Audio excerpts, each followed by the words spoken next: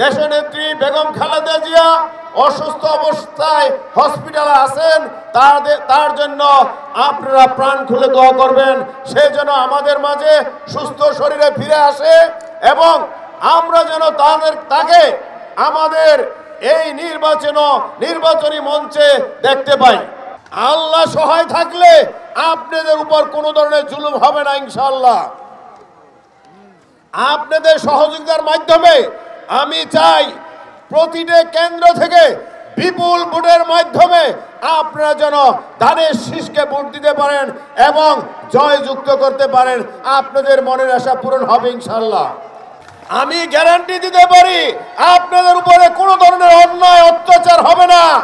আপনাদের ভালোবাসা থাকলে, আপনাদের সহযোগিতা থাকলে, আমি যদি মুন্সিগঞ্জ 1 থেকে সংসদে যেতে পারি তাহলে সবাই শান্তিতে বসবাস করবেন। ধানের শীষের প্রতীক, আপনারা এই ধানের শীষ মার্কাকে বিপুল ভোটের মাধ্যমে জয়যুক্ত করবেন ইনশাআল্লাহ।